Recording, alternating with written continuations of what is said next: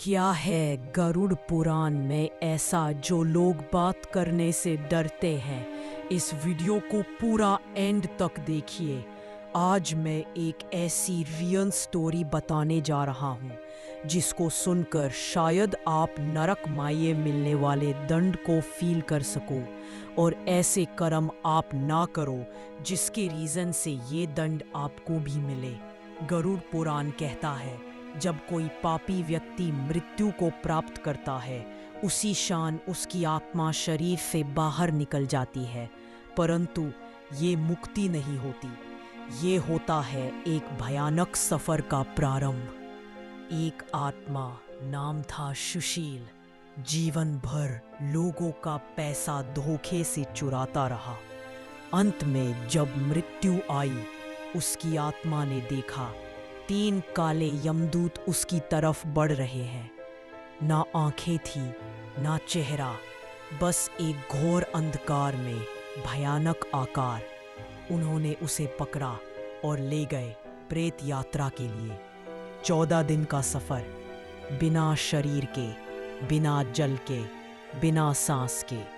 और सबसे पहले रोका गया वैतरणी नदी पर, जहां पापी आत्माओं को करोड़ों कीड़े डांटते हैं और नंगा पैर जलती रेत पर चलना पड़ता है। वैतरणी पार करने के बाद सुशील की आत्मा को नरक के मुख्य द्वार पर लाया गया। यमदूतों ने उसे घसीट कर ले जाते हुए बोला, ये है राव राव नरक, जहां तू अपने पाप की सजा भुगतेगा।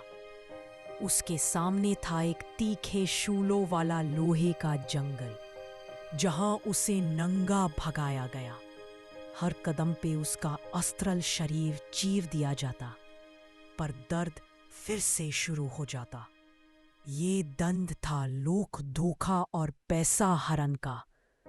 गरुड़ पुराण कहता है, यमराज स्वयं हर आत्मा के कर्मों की गिनती रखते हैं, ना एक अधिक ना एक कम। सुशील चीखता रहा, माफ करो, पर नरक में माफी नहीं होती, सिर्फ भुगतान होता है। और अब उसे भेजा गया कुंभिपाक नरक में, जहां उबलते तेल में आत्मा को डुबोया जाता है।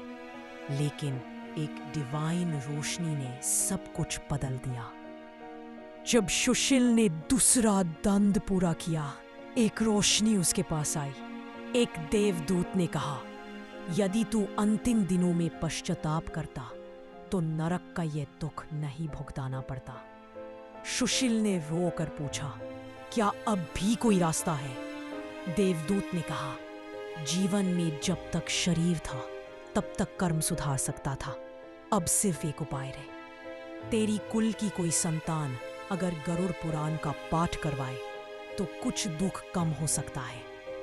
आज भी गरुड़ पुराण के श्लोक कहते हैं, जो इस ग्रंथ का पाठ करे या सुनाए, उसके पितरों को नरक से मुक्ति मिलती है। सुशील की आत्मा आज भी उस रोशनी का इंतजार कर रही है।